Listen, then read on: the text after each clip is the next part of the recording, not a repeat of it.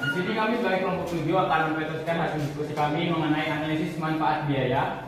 Sebelum kita masuk ke materi, sebaiknya kita akan melihat video kasus yang akan kami tampilkan pada awal materi ini. Pemilihan negara Indonesia juga dibicarakan dunia. Sejumlah analis internasional menilai proyek yang lebih kecil tapi tepat sasaran lebih efektif memenuhi keinginan pemerataan pembangunan ketimbang memindahkan ibu kota negara. Pemerataan pembangunan telah lama menjadi persoalan bagi Indonesia sebagai negara kepulauan, dan pemindahan ibu kota negara ke Kalimantan menjadi salah satu solusi yang ditawarkan pemerintahan Joko Widodo. Pemerataan infrastruktur, pemerataan ekonomi. Tapi sebagian analis menilai ada solusi yang tak semahal pemindahan ibu kota yang tak kalah efektifnya. It's a huge commitment.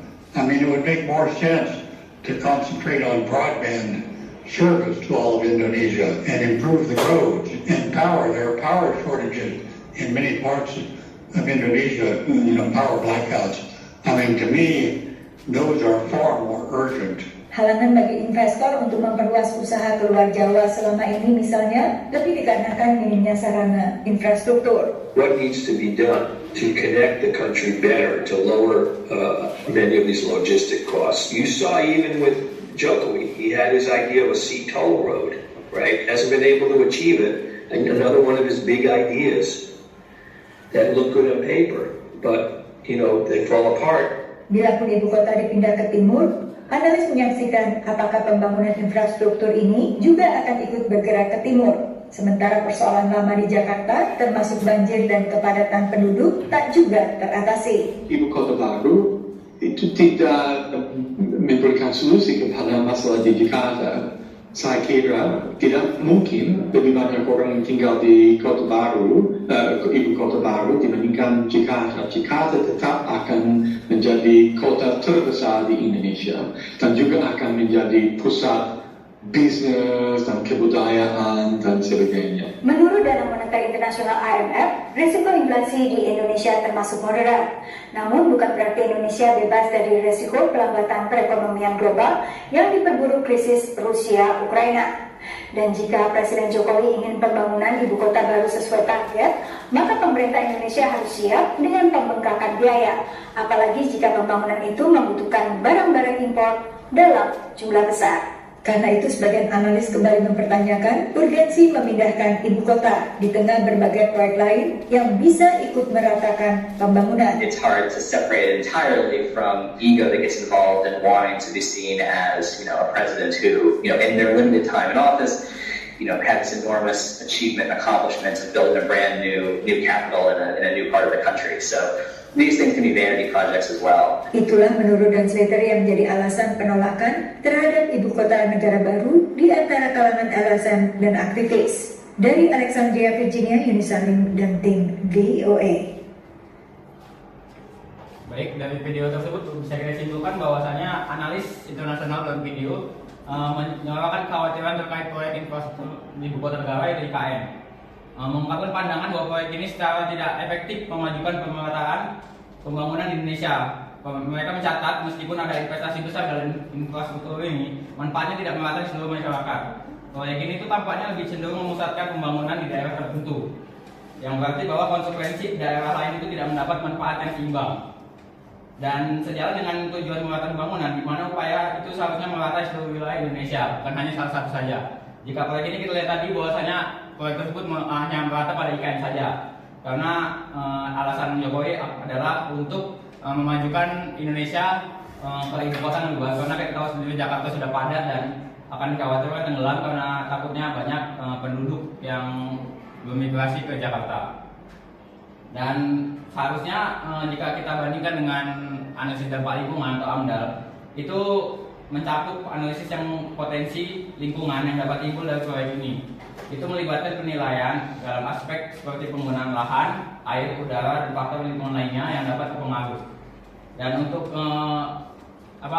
berhubung dengan materi kami yaitu analisis J4 yaitu cost benefit analysis, ini menjadi relevan dalam konteks video tadi karena memastikan bahwa investasi dilakukan untuk proyek yang dapat bermanfaat untuk ekonomi Indonesia serta membantu mempertimbangkan opsi dan alternatif yang mungkin lebih efektif dalam mencapai tujuan pemerataan pembangunan. yang simbolannya intinya itu kritik terhadap IKN Nusantara ini memberikan panggilan kepada pemerintah untuk mengevaluasi seluruhnya meliputi aspek pengelolaan lingkungan, dampak lingkungan, dan pertimbangan lingkungan dengan pendekatan yang teliti dan terintegrasi. Proyek-proyek ini semacam ini dapat lebih efektif dalam mencapai tujuan pembangunan yang berkelanjutan jika merata ke seluruh Indonesia, bukan hanya satu tempat saja. Mungkin itu saja hasil kesimpulan dari tadi. Kita langsung masuk ke materi. Di sini kami punya 4 topik. Yang pertama ada analisis manfaat biaya privat, yang kedua ada analisis manfaat biaya sosial, yang ketiga ada analisis harga bayangan dan faktor diskonto, yang keempat ada analisis evaluasi risiko.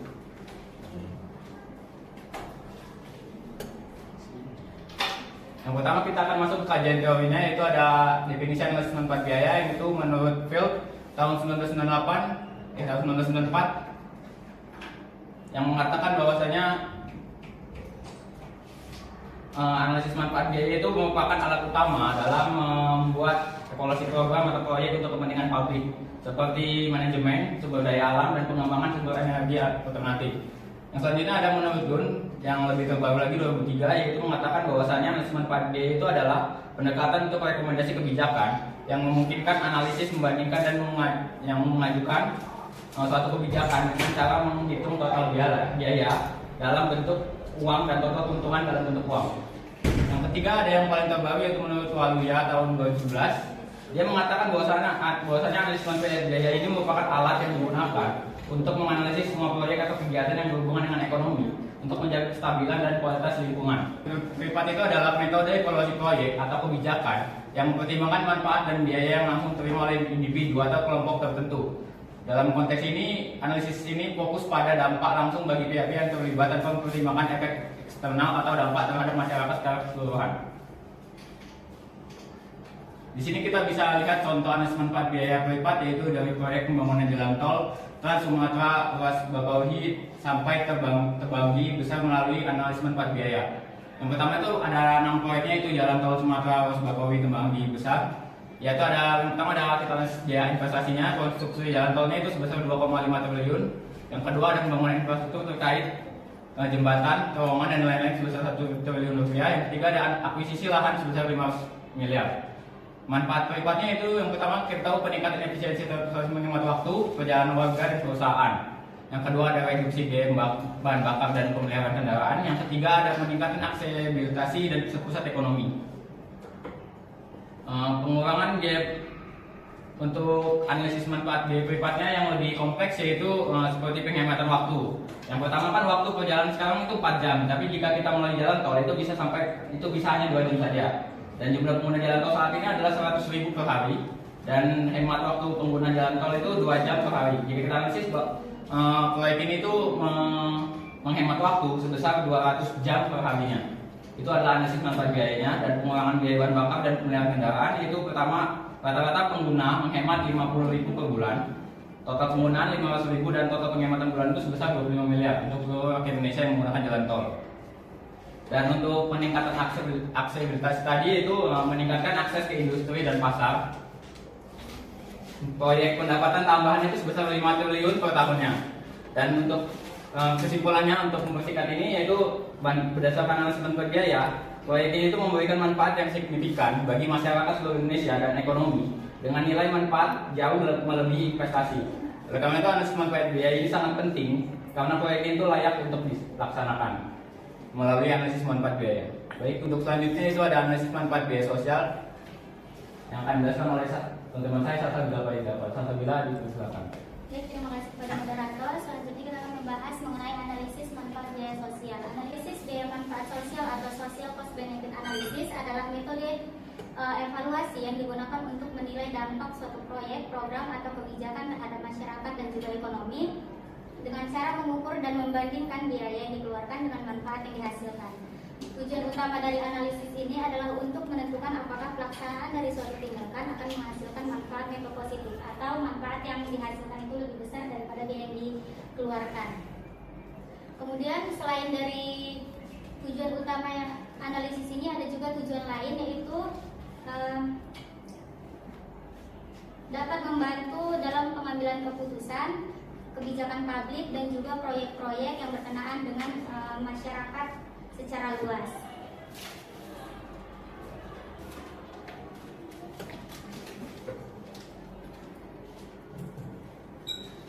Pada analisis manfaat biaya sosial ini, kami mengambil contoh pada jurnal dengan judul analisis manfaat dan biaya sosial terhadap pengelolaan hasil hutan di Provinsi Aceh. Dari hasil penelitian yang telah dilakukan, diketahui bahwa total benefit dari pengelolaan hutan di Provinsi Aceh selama 11 tahun adalah 5.651.781.149.176 rupiah. Dan manfaat terbesar dari pengelolaan hutan ini adalah produksi hasil hutan yang berupa kayu dan juga non kayu, yaitu sebesar 5.591.476.676 rupiah. Dan untuk lebih jelasnya kita dapat melihat tabel yang ada di makalah tentang hasil hutan yang dihasilkan dari pengelolaan hutan di Aceh ini. Yang pertama ada produksi kayu bulat sebesar 470.303.750.900 rupiah. Yang kedua ada kayu gergaji yang senilai 4.844.744.630.876 rupiah. Dan yang ketiga ada rotan manau dengan jumlah 3.685.880.000. Yang keempat ada rotan semambo ada 7.425.262.500 rupiah. Yang kelima ada kulit kayu dengan nilai 260.087.250 rupiah. Yang keenam ada rotan tabu-tabu yang senilai 459.910.000 rupiah. Dan yang ketujuh yang terakhir adalah budal cendana dengan nilai 1.339.790.400 rupiah. Kemudian dari manfaat hasil produksi hutan ini tidak hanya menghasilkan produksi hasil hutannya, tetapi juga menyerap tenaga kerja, di mana perkembangan tenaga kerja ini juga sangat mempengaruhi produksi suatu daerah. Dengan adanya pemberian upah kepada tenaga kerja, maka pengelolaan hutan memberi manfaat dalam mengurangi pengangguran, meningkatkan pendapatan masyarakat dalam memenuhi kebutuhan, dan juga meningkatkan perekonomian. Dapat kita lihat di tabel pada makalah, di situ ada jumlah pegawai dan jumlah upah dari pengelolaan hutan di Provinsi Aceh. Di tahun 2002 jumlah pegawainya ada 900 orang dan jumlah upah per tahunnya itu 4.536.000.000. Di 2023 ada 900 jumlah pegawainya dan upahnya itu 5.616.000.000. Di 2004 ada 1.200 pegawai dengan upah per tahunnya 8.352.000.000. Di 2005 ada 1.050 orang pegawai dengan jumlah upahnya per tahun ada 7.812.000.000. Dan 2006 900 jumlah pegawai dengan upah per tahun 8.856.000.000 rupiah. Kemudian di 2007 ada 1.050 orang pegawai dengan upah per tahunnya itu 10.710.000.000. Kemudian di 2008 dan 2009 tidak tertera data yang didapatkan, dan bisa kita asumsikan bahwa di 2008 dan juga 2009 itu jumlah pegawai dan jumlah upah per tahunnya sama dengan di tahun 2007. Kemudian di 2010 ada 300 jumlah pegawai dengan upah per tahunnya itu 4.680.000.000. Dan di 2011 ada 300 pegawai juga dengan upah per tahunnya 4.680.000.000. Dan di 2012 ada 450 orang pegawai dengan jumlah upah per tahunnya 7.560.000.000. Kemudian selain penerapan tenaga kerja, manfaat tidak langsung yang dihasilkan dari pengolahan hasil hutan di Provinsi Aceh ini ada potensi pariwisatanya. Provinsi Aceh memiliki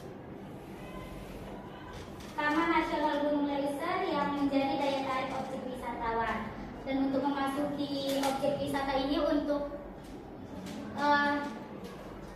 pengunjung lokal sendiri harus membayar 2.500 dan juga untuk wisatawan lokal membayar 20.000. Dan di Mangkala ada juga tabel analisis dari jumlah wisatawan yang datang ke Taman Nasional Gunung Leuser ini. Di tahun 2002 sampai 2007 belum ada data yang tertera sehingga bisa kita katakan bahwa pada tahun itu wisatawan yang datang belum cukup banyak sehingga kita memerlukan data dari pengelolaan hutan. Kemudian di tahun 2008 ada wisatawan lokal dengan jumlah 2.013 orang dengan torehan pendapatannya 5.032.500 dan di wisatawan asing mencapai 4.857 pengunjung dengan torehan pendapatan 97.140.000. Di 2009 jumlah wisatawan lokal mencapai 642 orang dengan jumlah pendapatan 1.605.000. Dan untuk wisatawan asing 221 orang dengan pendapatan 4.420.000. Di 2010 wisatawan lokal mencapai jumlah 2.841 dengan pendapatan 7.102.500. Kemudian untuk wisatawan asingnya di tahun 2010 itu ada 10.372 orang dengan pendapatan 207.440.000. Dan di 2011 wisatawan lokal itu mencapai 2.500 dengan pendapatannya 6.250.000. Kemudian untuk wisatawan asing mencapai 10.996 dengan pendapatan 219.920. Dan untuk di 2012 wisatawan lokal mencapai 2.521 orang dengan pendapatan 6.302.500 dan di wisatawan asing itu mencapai 9.873 dengan pendapatannya 197.160.000. Kemudian di biaya pengelolaan hutan sendiri, biaya yang ada diakumulasikan dari total biaya yang dikeluarkan oleh penerima dan juga masyarakat. Total biaya pengelolaan hutan selama 11 tahun itu dari 2002 sampai 2012 sebesar 6.374.012.441.094 rupiah. Dan biaya terbesar adalah biaya kerugian akibat pengelolaan hutan dan lahan produksi yang kritis. Kemudian bisa kita lihat di tabel yang ada pada Mangkala, situ ada 4 biaya pengelolaan hutan. Yang pertama ada biaya pengelolaan dinas kesehatan, kerugian akibat bencana, kayu temuan dan juga kerugian akibat lahan kritis. Di mana biaya pengelolaan dinas kehutanan ini mencapai 396.410.044 rupiah. Kemudian yang kedua ada kerugian akibat bencana yang mencapai 3.489.070.000. Yang ketiga ada kayu temuan yang mencapai 18.146.101.101.350 rupiah. Dan yang keempat ada kerugian akibat lahan kritis yang mencapai angka 2.246.505.000.000.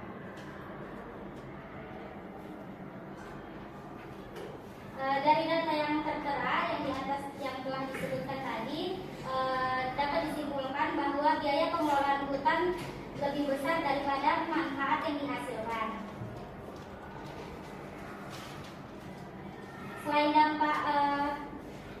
Selain dampak positif yang telah disebutkan dari pengelolaan hutan tadi, ada juga dampak negatifnya, di mana dari pengelolaan hutan ini terdapat kerusakan hutan di tahun 2006 sampai 2009 yang mencapai 92.497,6 hektar dengan kerusakan rata-rata per tahunnya itu 23.124,41 hektar di seluruh kabupaten dan juga kota di Aceh.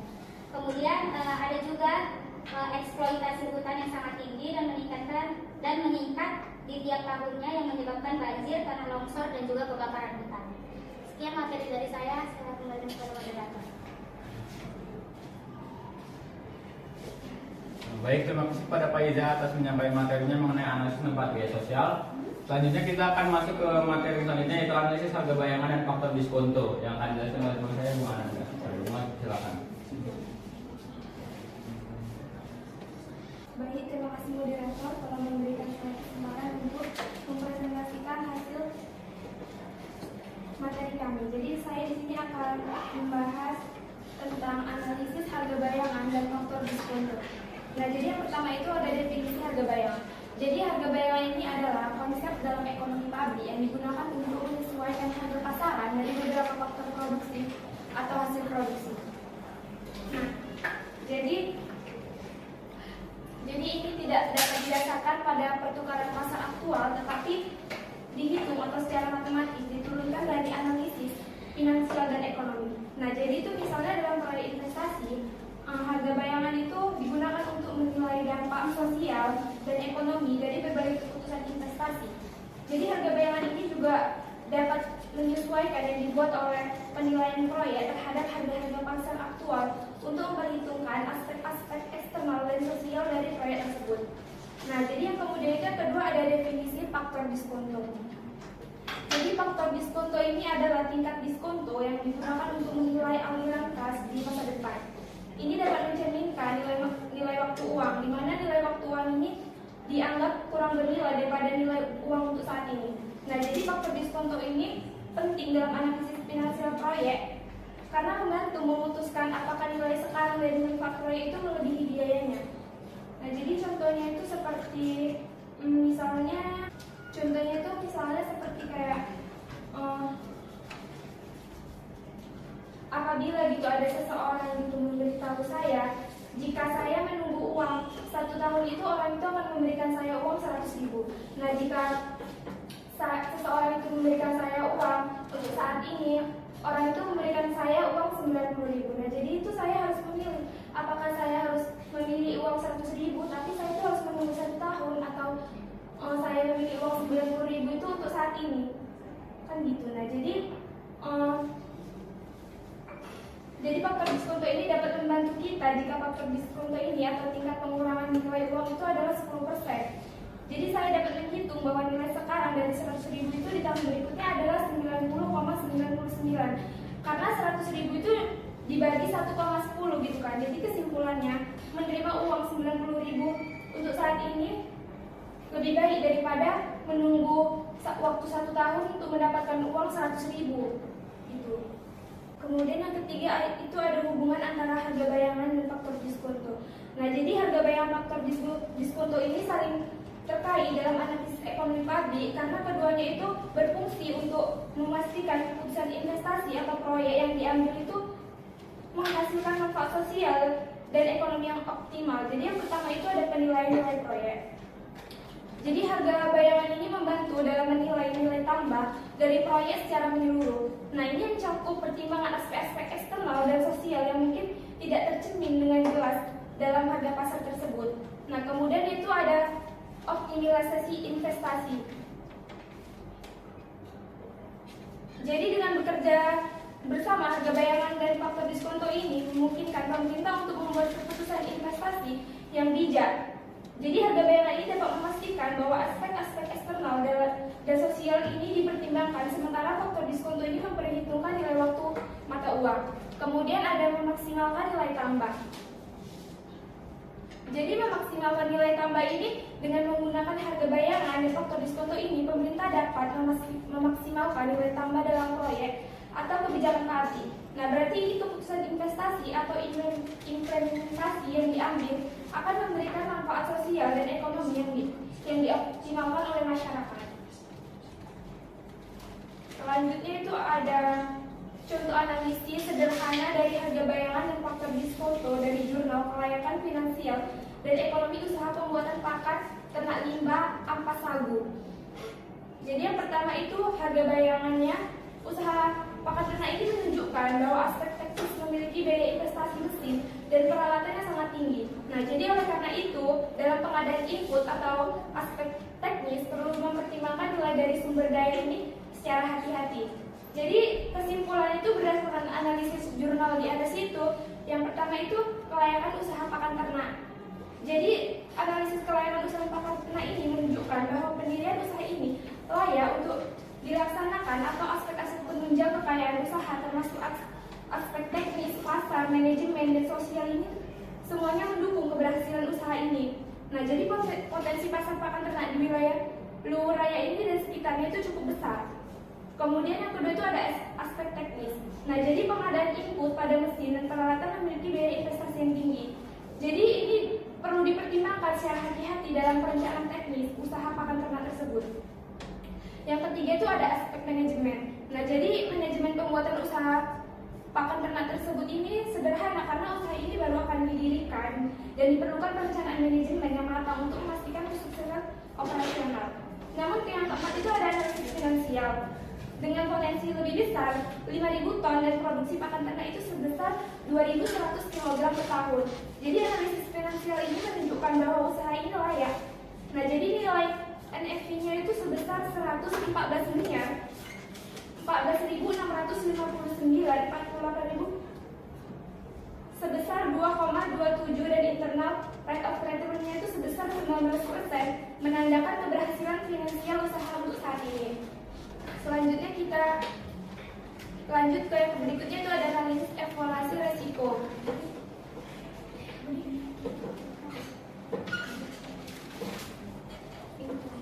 Jadi analisis evaluasi risiko ini adalah suatu proses untuk mengidentifikasikan, mengukur dan mengevaluasi potensi risiko-risiko yang mempengaruhi kebijakan atau program ekonomi suatu negara atau wilayah. Nah, jadi ini adalah langkah-langkah dalam konteks pembahasan ekonomi publik. Yang pertama itu ada penetapan konteks. Jadi penetapan konteks itu menetapkan latar belakang dan tujuan dari analisis risiko dalam konteks ekonomi publik. Hal ini meliputi mengidentifikasikan tujuan ekonomi, target populasi dan parameter-parameter lain yang relevan. Yang kedua itu ada identifikasi resiko. Nah, jadi ini mengidentifikasi resiko ekonomi yang dapat mempengaruhi pelaksanaan kebijakan atau program ekonomi. Jadi resiko-resiko ini dapat mencakup faktor eksternal seperti perubahan kondisi pasar global, kebijakan moneter, dan faktor-faktor domestik lainnya. Baru yang ketiga itu ada analisis resiko. Jadi di sini analisis resiko itu menilai probabilitas terjadinya risiko dan dampak ekonomi dari setiap risiko yang diidentifikasikan. Jadi langkah ini tuh dapat memungkinkan untuk menentukan tingkat urgensi dan kepentingan dari setiap risiko. Namun yang keempat itu ada evaluasi risiko. Nah, jadi evaluasi risiko ini menilai besaran dari level risiko untuk menentukan prioritas risiko yang harus diatasi. Kemudian yang kelima itu ada mitigasi risiko. Jadi mitigasi risiko ini mengembangkan strategi dan tindakan untuk mengurangi atau mengelola risiko-risiko yang dapat diidentifikasikan. Jadi hal ini tuh dapat melibatkan gitu pengimplementasian kebijakan atau program tumbuhan atau penyesuaian strategi ekonomi. Baru yang selanjutnya itu ada pemantauan dan review. Jadi melakukan pemantauan terhadap implementasi langkah-langkah ini adalah dapat mengkaji kembali analisis risiko secara berkala. Jadi hal ini itu penting untuk memastikan keefektifan strategi manajemen risiko. Kemudian selanjutnya itu ada contoh analisis dari evaluasi risiko. Jadi pada contoh kali ini akan dijelaskan kasus dengan Market dengan studi kasus Bank Syariah atau Bank Indonesia membukukan kegiatan usaha pada PT Bank Global. Nah, jadi market risk merupakan kondisi yang dialami oleh suatu perusahaan yang disebabkan oleh perubahan kondisi dan situasi pasar ini di luar dari kendali perusahaan. Jadi ada 4 alasan ditutupnya Bank Global. Yang pertama itu ada terus memburuknya kondisi keuangan Bank Global. Berarti ini kondisi keuangan Bank Global ini tidak stabil. Jadi Bank Global ini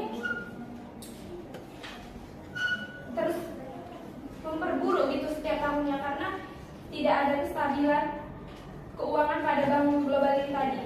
Yang kedua itu ada tidak menyetorkan tambahan modal yang diminta BI sejak bank tersebut masuk pengawasan khusus pada 27 Oktober hingga 30 Desember 2004. Kemudian yang ketiga itu ada direksi bank global tidak menunjukkan itikat baik untuk patuh pada aturan. Nah, bahkan dalam pengawasan BI ini dan kepolisian ada upaya gitu secara sengaja dari pihak bank tersebut untuk memusnahkan dan menghilangkan barang bukti tersebut. Nah, yang kemudian itu yang keempat ada direksi, pejabat eksekutif dan beberapa karyawan bank publik itu diduga telah melakukan tindakan pidana perbankan gitu dengan merusak menghilangkan dokumen-dokumen penting yang ada di bank tersebut.